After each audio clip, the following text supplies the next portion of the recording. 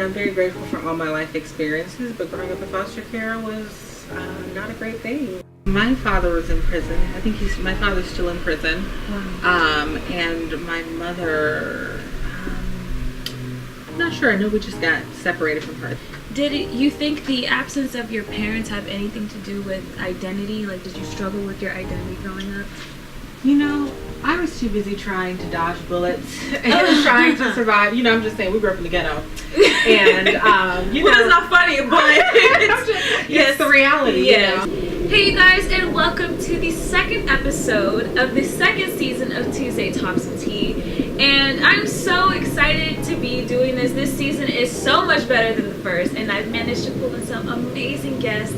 And today I have the opportunity of having breakout star of Transparent, a young woman who's been in Chicago Med and also had a role in drug history, Miss Alexandra. Hi. How are you doing? I'm good. I'm so glad to be sitting here with you. We go back. Yes, so. we go back like a year. A year ago. Yes, you know? met her one time. It was a fabulous experience. It was. So, as far as you being transgender and you being black as well, how has that been for you trying to make your way in the acting world? Because those are two categories being combined that are just not really accepted very well. So, how has that been for you as far as your career? If I'm being honest with you, it's been pretty easy. Really? You know what? I tell people this all the time. I mean, it's been tough, obviously. I mean, I've had to do background work for years and, you know, study the craft. And so, I mean, I've done all the work, you know what I mean? But it's been easy because I say that because so many people in this business are looking for something that makes them different. You know, when they say for a singer, it's like, what's your gimmick? It's like, I don't have to have one because me being transgender is what makes me different. I don't think it's that big of a deal, but to a lot of people it's a, oh my gosh, like, wow, you can really act, or oh, you really sing, you know. And so it's, to me, that's really helped me to have sort of a career, is by being authentic. I wasn't having to compete against those black actresses. It was against the trans actresses. You know what I mean? Yes. It's like I sort of was able to get a foot in the door because of my being transgender. Wow. So do you ever at all feel like you've been placed inside of a box that you want to get out of, or you're just really comfortable and cool with where you're at? No, I would like to play non-trans roles. You know, we're slowly getting there. It's just a matter of time, I guess, and really getting the producers and the casting directors to see that, you know, trans women and trans men can play any roles.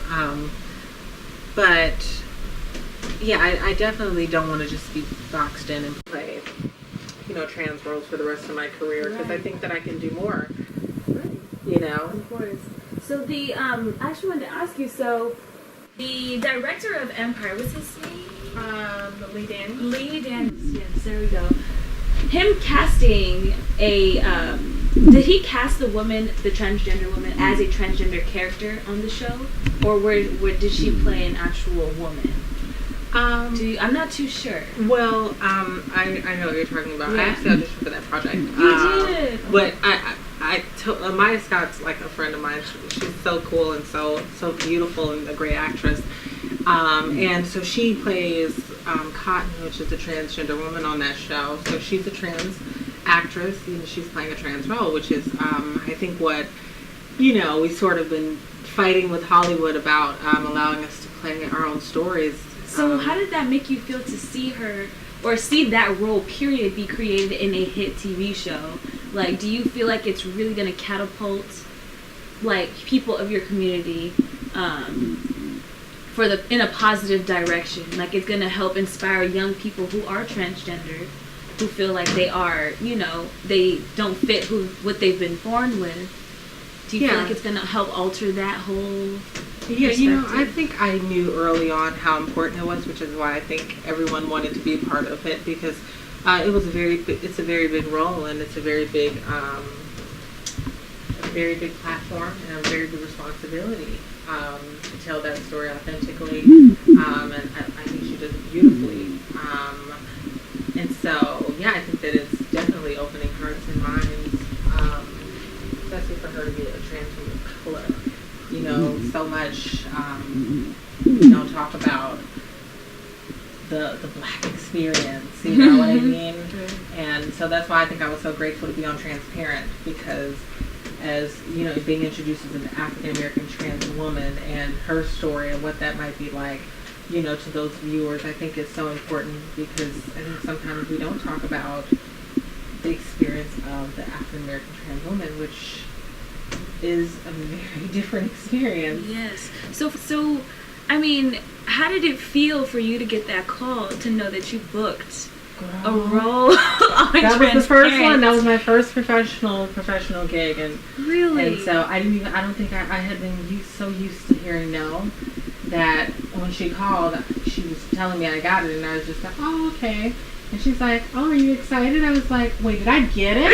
And she's like, yeah. And I'm like, you had to backtrack, like, wait a minute. Oh, so you did say yes. I got the yes. Right. And so I didn't even realize it. And from that instance, everything changed for me.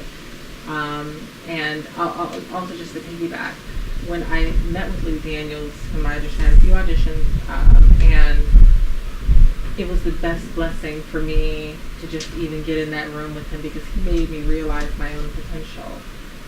Really? How this whole time I had been going into these casting rooms and just doing an okay job.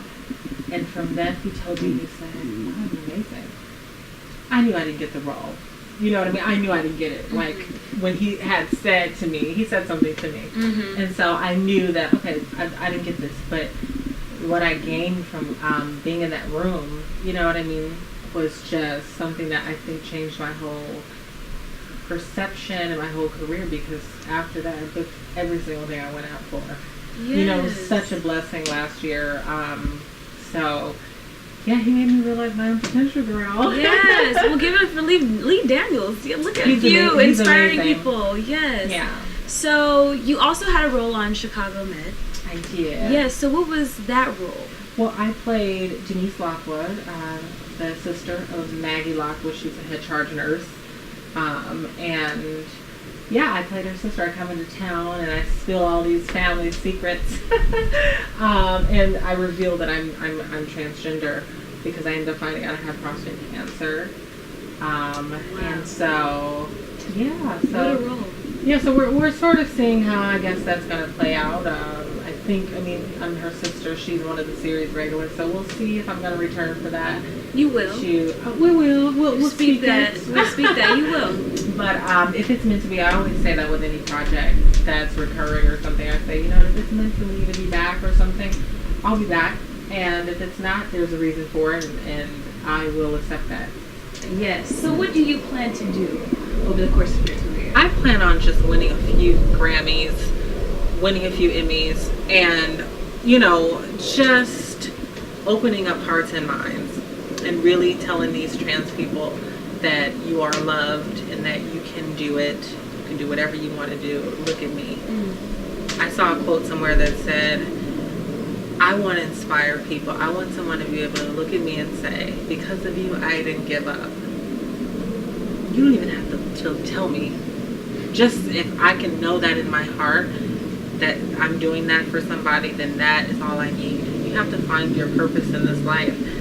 You know, you can't try to be a singer because you want just to win a Grammy or because you want to be famous. You know, when you're younger, it's like, oh yeah, that's fun. But when you get older and you realize, you know, you have a responsibility. Martin Luther King had a responsibility to lead the civil rights movement. And we're going through the trans civil rights movement, basically. And so I feel like, you know, I'm a part of the movement in a way, so I have to do my part.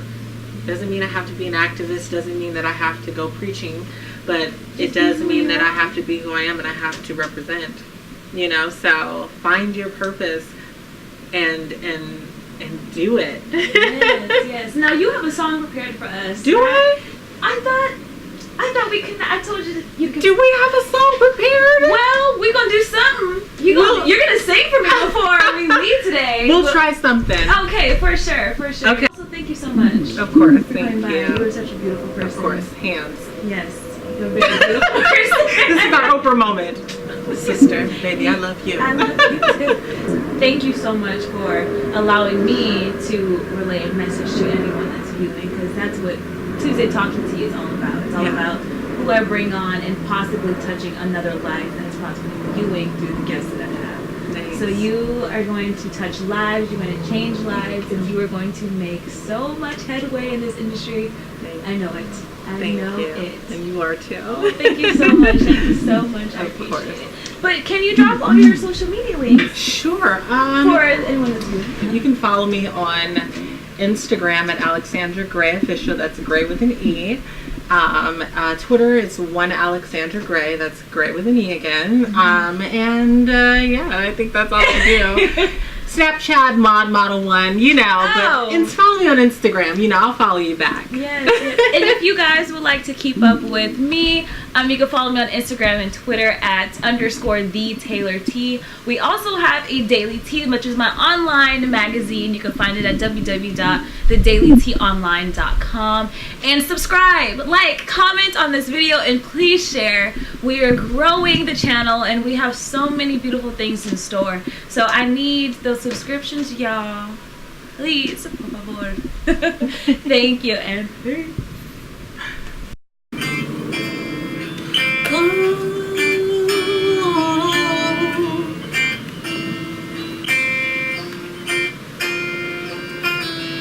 I met you in the dark, you lit me up, you made me feel as though I was numb.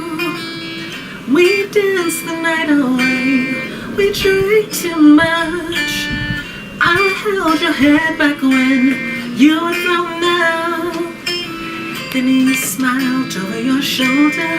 For a minute I was stone cold sober. I pulled you closer to my chest,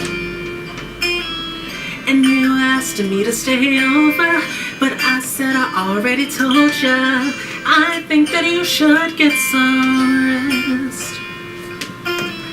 I knew I loved you then, but you'll never know, 'cause darling, your love is more worth it, so wait and go. I knew I needed you, but you'll never show.